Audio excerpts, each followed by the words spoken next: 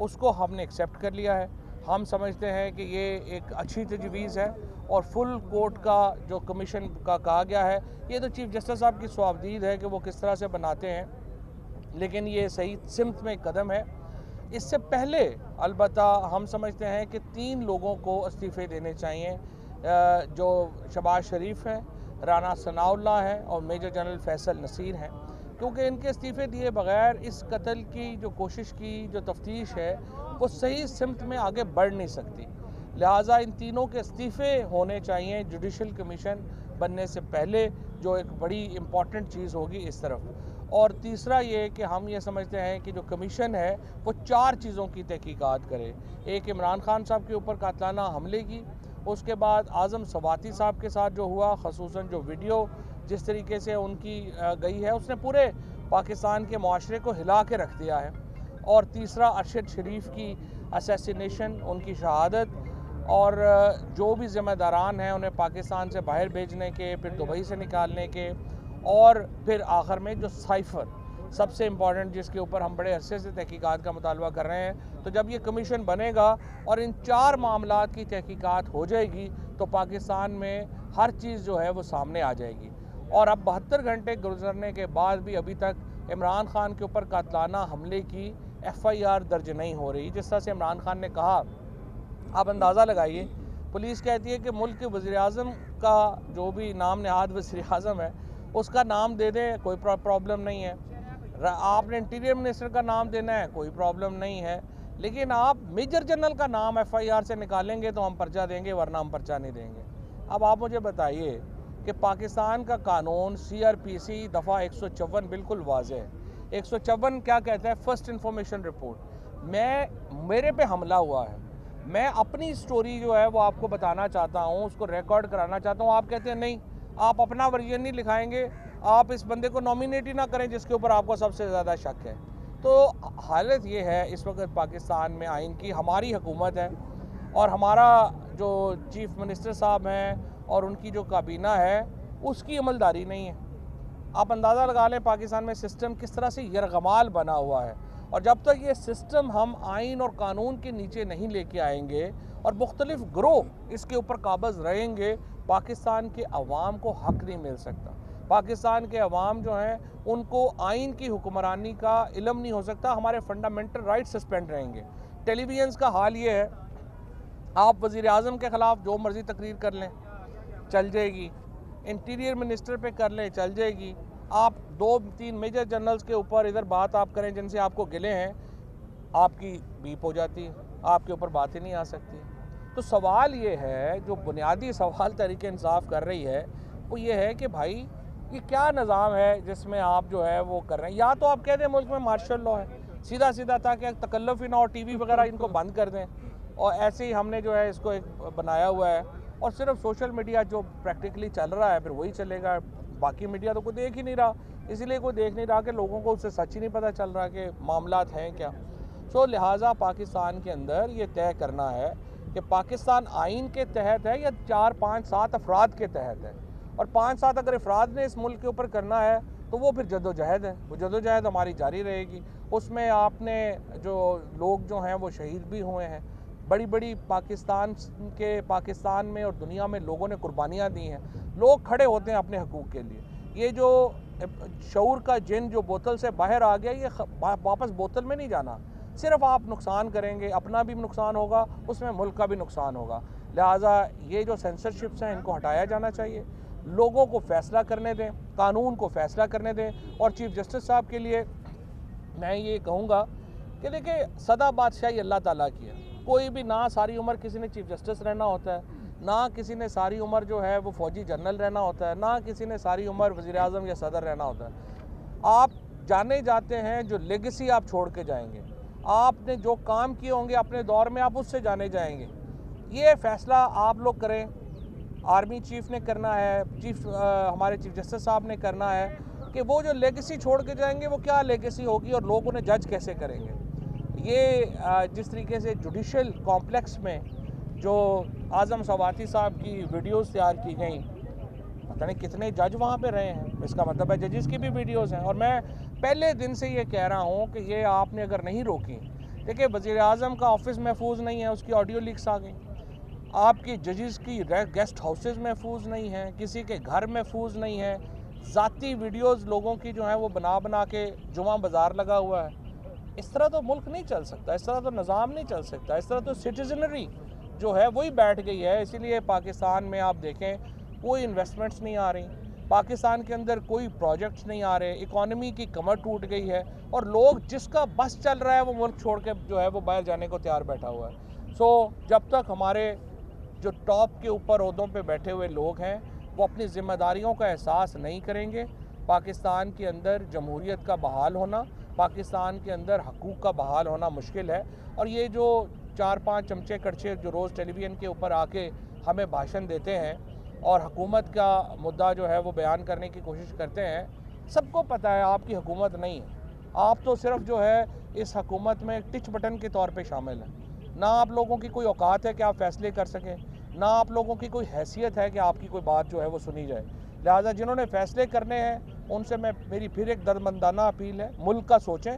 सदा बादशाही आपकी नहीं है, सदा बादशाही अल्लाह की है। ये मुल्क जो है हमेशा रहने के लिए है और इसको आप देख लें कि कैसे आगे चलना है। जी एक मिनट में बात कर लूँ, 1 मिनट। अच्छा मैं पहले बात कर लूँ आपसे। 2 सेकंड जी। देखिए, 2 चीज़ें आपने जहन में रखनी है। फवाद आ जाए, जा रहे हैं। 2 चीज़ें आपने जहन में रखनी है। एक तो सोसाइटी इस टाइम मुकम्मल इज़्तिराब का शिकार है, हर शख्स इज़्तिराब में है। हर शख्स को ये लगता है कि शायद मुल्क में अगले 24 घंटे में पता नहीं क्या होने वाला है। इस मुकम्मल इज़्तिराब में, एक सेकंड खामोशी रखिएगा, इस मुकम्मल इज़्तिराब में आपने ये फ़ैसला करना है आवाम ने कि आपने हक की साइड पे खड़े होना है या आपने रॉन्ग साइड पे खड़े होना है। मुकम्मल जो इज़्तिराब की कैफियत है एक आम शहरी की, वो बहुत लंबी देर चल नहीं सकती। आपका बिजनेसमैन हो, आपके मीडिया के लोग हों, आपके आम शहरी हों, तमाम ही इज़्तिराब के शिकार हैं। भले वो लोगों पे कस्टोडियल टॉर्चर की बात हो, सेंसरशिप की बात हो, आज़म सवाती साहब की बात हो। तो मेरे ख़्याल में जैसे फवाद साहब ने कहा, अब अदालतों को आगे बढ़ना पड़ेगा। अब अदालतों को इसके आगे अपना लाहे अमल तय करना पड़ेगा। चीफ़ जस्टिस ऑफ पाकिस्तान को इसके ऊपर एक फ़ैसला लेना पड़ेगा। उनको सिर्फ़ एक कमीशन ऐसा बना के जो एक अमूमी कार्रवाई करे और महीनों लटकती रहे वो कार्रवाई, उससे निकल के अब हतमी कार्रवाई की तरफ हमें बढ़ना पड़ेगा। इमरान खान साहब की जो FIR है इसी को ले लीजिए और दूसरी चीज़ों को ले लीजिए। सिस्टम शायद पहले भी ऐसा ही था, लेकिन इस दफ़ा सिस्टम बिल्कुल नंगा हो गया है। सिस्टम ऐसा ही था आम आदमी के लिए, ये कोई पहली दफ़ा नहीं हो रहा जो हो रहा, आम आदमी के साथ ऐसा ही होता था। लेकिन इस दफ़ा क्योंकि बड़े कैनवस पे चीज़ें हो रही हैं तो सिस्टम बिल्कुल जो है वो नंगा हो गया पहली दफ़ा, और आम आदमी को ये नज़र आया है कि उसकी वल्नरेबिलिटी कितनी ज़्यादा है। तो इसमें चीफ़ जस्टिस ऑफ पाकिस्तान का बहुत ही कलीदी रोल है।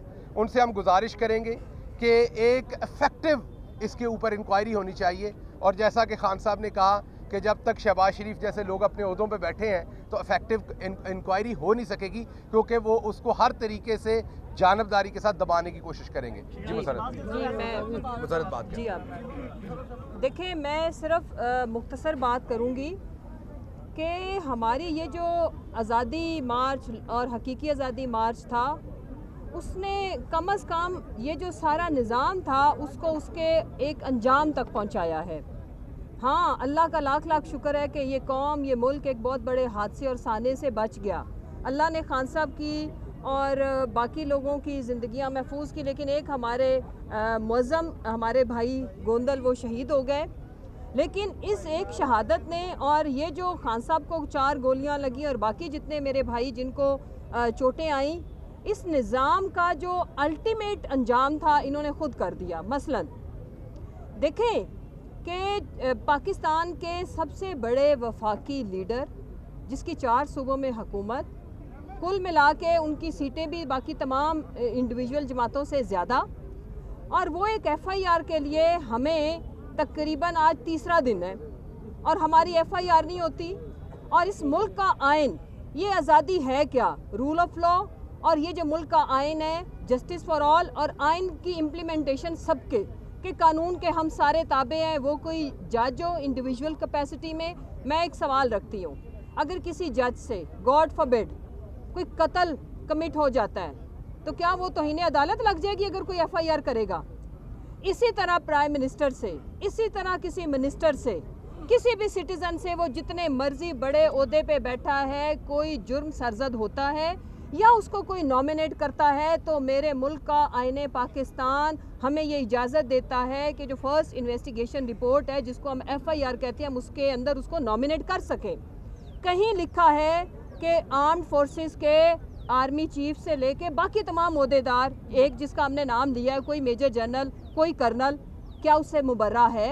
अगर है तो फिर हम गलत हैं, और अगर नहीं है तो फिर ये सवालिया निशान है कि पाकिस्तान का सबसे बड़ा सूबा पंजाब, हमारे CM, हमारे होम मिनिस्टर और ये पूरे का पूरा निज़ाम फेल हो गया एक फ़ोन कॉल के पीछे। इससे साबित क्या हुआ कि कभी भी जमहूरियत अपने मज़े के लिए, एक पपेट शो के लिए ये सामने रखते ज़रूर हैं, लेकिन जो मेन डिसीजंस हैं उनके ऊपर इनका ये, जहाँ पे भी इनको लगता है कि इन्होंने अपनी पावर को उसका शो करना है, तो वो ये इसी तरह से करते हैं। सबसे मैं आखिर में आवाम से अपील करूँगी कि इस निज़ाम को, हमारा किसी से ज़ाती इशू नहीं है, ना हमारी अना की जंग है, अगर कोई इसको इस तरह से ले रहा है, ना हार और जीत की जंग है, लेकिन अब हम ये कहते हैं कि इस मुल्क में हालात इतने बिगड़ चुके हैं कि हम कहीं भी अपने आप को महफूज नहीं करते। आम शहरी, एक ओवरसीज़ पाकिस्तानी, या अगर इन्वेस्टमेंट आनी, अगर आपने मुल्क की इकॉनमी ठीक करनी है, तो वो ये सोचता है कि इस मुल्क में अगर हम किसी जगह पे रहते हैं, हस्बैंड एंड वाइफ की प्रिवेसी भी अगर सिक्योर नहीं है, तो फिर आप सोचें कि इस मुल्क में क्या कानून है, क्या कौन महफूज है, क्या हम अपने घरों में भी महफूज हैं? लिहाजा हिफाजत सिर्फ गोली से नहीं होती, हिफाजत ये भी होती है कि जो मेरी प्रिवेसी है, जो मेरे मुल्क का आइन और कानून मुझे उसका इस्तेहकाक और मेरा हक है, उसको मजरू ना किया जाए। लिहाजा यहाँ पे जो फंडामेंटल राइट्स हैं या बेसिक ह्यूमन राइट्स हैं, उनकी धज्जियाँ उड़ाई जा रही हैं दिन दहाड़े मीडिया के ऊपर, और इसके ऊपर कौम को अब सेंसिटिव होना पड़ेगा, कौम को निकलना पड़ेगा। मंगल को जो मैं कहना चाहती हूँ, जिसके लिए हम सारे ये अपना मुद्दा आपके सामने रख रहे हैं, मंगल को हम वहीं से स्टार्ट ले रहे हैं लॉन्ग मार्च का। इसको कामयाब बनाना मेरे और आपके बस में है। खान साहब ने अपनी पूरी जंग लड़ी और आखिर में इंशाल्लाह इसमें पिंडी से शामिल भी होंगे। ये बता दें एक बात, इसमें कौन क़यादत करेगा? लॉन्ग मार्च की क़यादत कौन करेगा? कि खान साहब तो वहाँ नहीं होंगे। पाकिस्तानी अवाम को बताएं कौन अफराद है, पंजाब हुकूमत आपकी है, पंजाब पुलिस आपकी है, कौन से अफराद उनके नाम जो FIR दर्ज नहीं करवाने दे रहे? पाकिस्तानी अवाम सुनना चाह रही है। अच्छा जी, पहले तो आपका सवाल जो है वो कि इसकी कौन क़यादत करेगा? पार्टी की सारी क़यादत इसकी क़यादत करेगी। इमरान खान साहब जो हैं वो जैसे ही हम पिंडी पहुंचेंगे तो वहाँ पर वो भी पहुंच जाएंगे, ज्वाइन करेंगे, इसको लीड करेंगे वहाँ से। उससे पहले पार्टी की जो क़यादत है वो पूरी की पूरी क़यादत जो है वो वहाँ से, जहाँ पर मौज़म गोंदल शहीद हुए, वहीं से, जैसा कि चेयरमैन ने ऐलान किया, वहाँ से वो चलेगी। रही बात आपके सवाल की, तो मेरा नहीं ख्याल कि उसमें कोई जवाब देने की ज़रूरत है, वो सबको यहाँ है, उस पर कोई जवाब देने, वो आपसे चलना नहीं ना, आपकी पी निकल जानी साथ ही उससे।